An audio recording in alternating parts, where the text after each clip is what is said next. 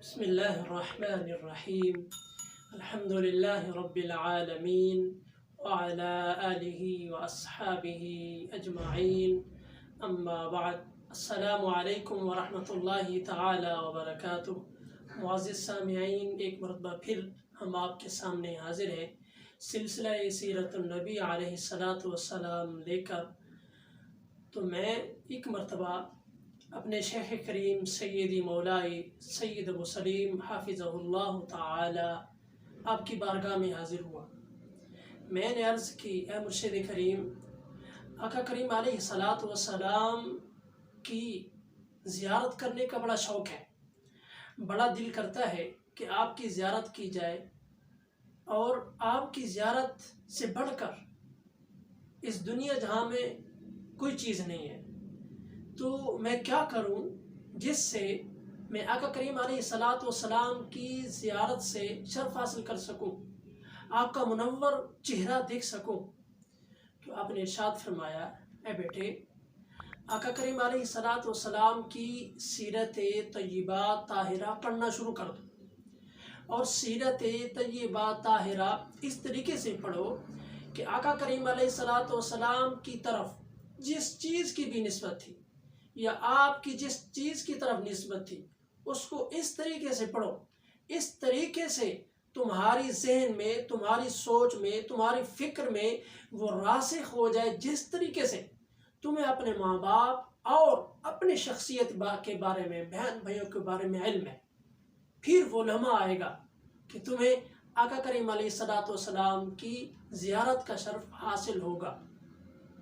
تو یہ فقط میرے مرشد کریم نہیں فرماتے ہیں، آپ کسی بھی مرشد کامل، مربی کامل کی بارگاہ میں جائیں، اس سے پوچھیں وہ کون سی چیزیں ہیں جن پر ہم عمل کریں اور خواب میں یا بیداری کی حالت میں آقا کریم علیہ الصلاۃ والسلام کی زیارت سے مشرف ہو سکیں، آقا کریم علیہ الصلاۃ والسلام کی زیارت کا شرف حاصل کر سکیں.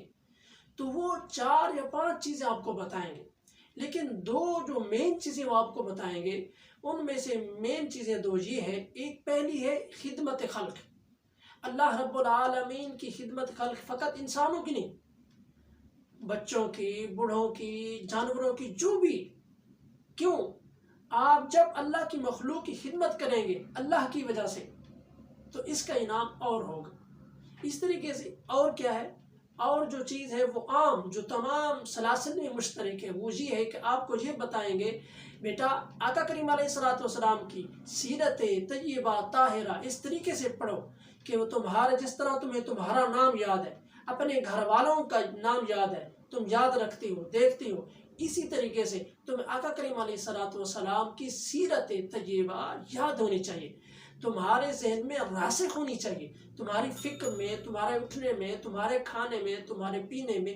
پھر وہ لمحہ جلد تمہاری طرف آئے گا کہ تم آقا کریم علیہ الصلاۃ والسلام کی زیارت سے مشرف ہو گئے.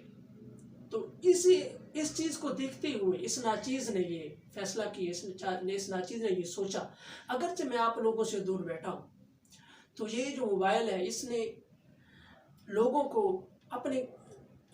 کو ایک مشرق میں ہے، ایک مغرب میں، ان دونوں کو ایک دوسرے کے بہت زیادہ قریب کر دیا. یہ الگ بات ہے کہ ہم بیٹھے اکٹھے ہوتے ہیں لیکن ہمارا دھیان توجہ نہیں دیتے ہیں، الگ ہوتے ہیں. لیکن موبائل کا جو اصل کام ہے وہ لوگوں کو ملانے کا ہے، لیکن ہم نے اس کو یہ ذریعہ بنا دیا ہے کہ ایک دوسرے سے دور رہیں، بس اسی میں لگے رہیں اور اسی کو دیکھتے رہیں جو بھی چیز دیکھنی ہے. لیکن میں جہاں بھی ہوں، میری کوشش یہی ہے کہ میں سیرت النبی علیہ الصلاۃ والسلام کے سلسلہ کی وجہ سے آپ کے قریب ہوں.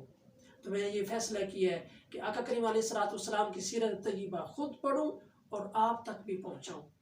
جیسا کہ آپ جانتے ہیں، سلسلہ سیرت النبی علیہ الصلاۃ والسلام ہم نے شروع کیا ہوا ہے. تو سلسلہ سیرت النبی علیہ الصلاۃ والسلام میں ہم آقا کریم علیہ الصلاۃ والسلام کی ماؤں کے بارے میں جان رہے ہیں.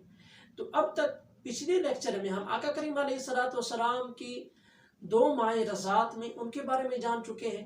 ایک ہے سیدہ طیبہ صہیبہ رضی اللہ تعالیٰ عنہ، دوسری ہے سیدہ ام احمد رضی اللہ تعالیٰ عنہ.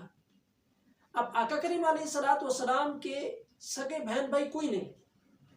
جو رضات میں آقا کریم علیہ الصلاۃ والسلام کے بہن بھائی ہیں سیدہ صہیبہ کی طرف سے ان کا ایک بیٹا تھا، ایک بھائی آپ کا، اس کا نام تھا مسروح، اور سیدہ ام ایمن برگا کی طرف سے آپ کا ایک بھائی ہے، اس کا نام ہے اسامہ۔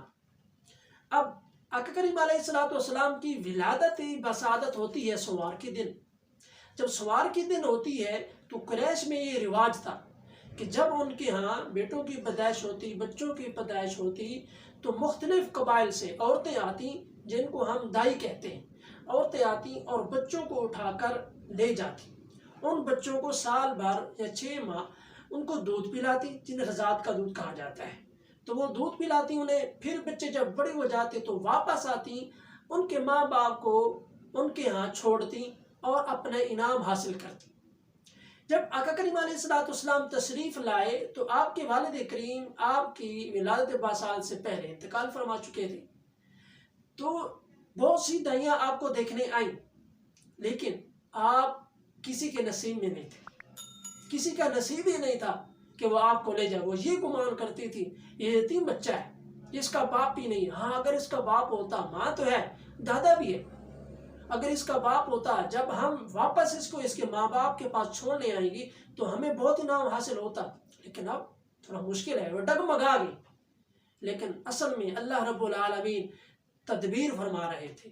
اللہ رب العالمین نے سید الانبیاء علیہ السلام کو سیدہ طیبہ حلیمہ سعدیہ رضی اللہ تعالیٰ عنہ کے لیے رکھا ہوا تھا۔ جب آپ آئیں تو دائیاں بچے لے کر جا چکی تھیں، ایک بچہ بچا تھا، مبارک بچہ، سید الانبیاء حبیب خدا صلی اللہ علیہ وسلم۔ تو آپ آئیں، آپ کے دل نے چاہ کے لوٹ جاؤ، پھر اس نے کہا نہیں، بچے کے بغیر تو میں نہیں جاؤں گی۔ تو رب العالمین جو ہے وہ تدبیر فرما رہا تھا، رب العالمین نے سیدہ حلیمہ کا انتخاب کیا ہوا تھا اپنے حبیب کے لیے۔ تو جب آپ آئیں تو آپ نے حبیب خدا علیہ السلام کو گود میں لیا اور اپنے گھر لے۔ اب سیدہ حلیمہ سعدیہ کیوں کہا جاتا ہے؟ حلیمہ تو ان کا نام ہے، سعدیہ کیوں کہا جاتا ہے؟ سیدہ حلیمہ سعدیہ، سیدہ حلیمہ کو سعدیہ اس لیے کہا جاتا ہے کہ آپ کا تعلق قبیلہ بنی سعد سے تھا، تو سعد کی وجہ سے آپ کو یہ نسبت ہے آپ کی سعدیہ، اس وجہ سے آپ کو کہا جاتا ہے۔ اب قریش کا جس قبیلے سے زیادہ تعلق تھا یا عمد و رفت سی یا روابط زیادہ تھے وہ قبیلہ بنو سعد کے ساتھ تھے۔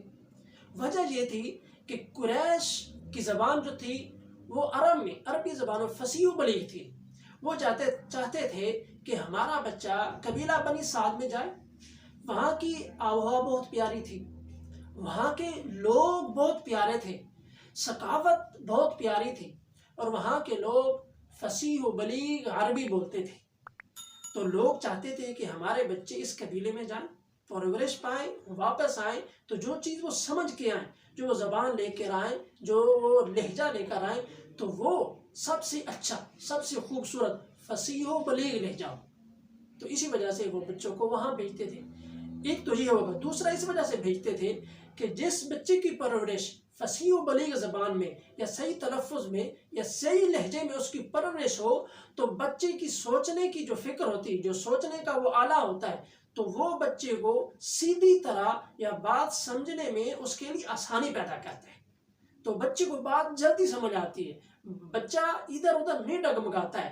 تو اسی وجہ سے وہ اپنے بچوں کو قبیلہ سعد میں بھیجا کرتے تھے، بنی سعد میں بھیجا کرتے تھے۔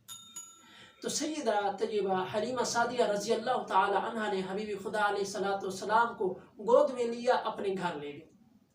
جب اپنے گھر لے گئی تو قریش افصح العرب ہے، قبیلہ بنی سعد بھی اسی طریقے سے، لیکن حبیب خدا علیہ السلام آپ ان سب سے بھی زیادہ فصیح و بلیغ زبان والے تھے، آپ کی پرورش ان میں ہوئی، لیکن آپ حبیب خدا ہونے کی وجہ سے سب سے زیادہ فصیح و بلیغ زبان رکھتے تھے۔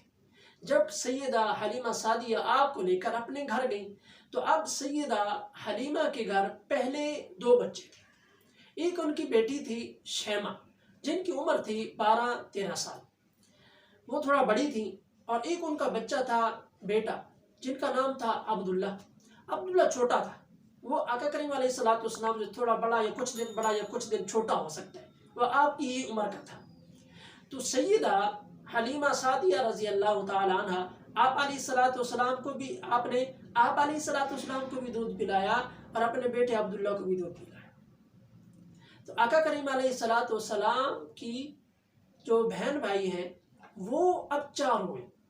سیدہ صہیبہ کی طرف سے مسروح، ان کا ایک بیٹا تھا، اور سیدہ ام ایمن برکہ کی طرف سے سیدنا اسامہ بن زید، اور سیدہ حلیمہ سعدیہ رضی اللہ تعالیٰ عنہ کی طرف سے 2، ایک عبداللہ اور ایک شیمہ۔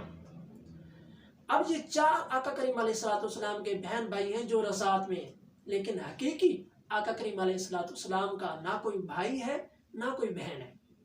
اب بہت بڑی پیاری بات یہ ہے کہ حضرت شیمہ رضی اللہ تعالیٰ عنہ جب آقا کریم علیہ السلام سیدہ حلیمہ سعدیہ رضی اللہ تعالیٰ عنہ جب آپ مشغول ہوتی، جب آپ مصروف ہوتی کسی کام میں، تو حضرت شیمہ کی عمر تھی 12-13 سال، تو وہ آپ کو گود میں لیتی، مبارک بچے کو اٹھاتی، کھلاتی، تو کیا وہ لمحے تھے، کیا وہ برکت حاصل کرتی کہ حبیب خدا علیہ السلام کو گود میں لیا کرتی۔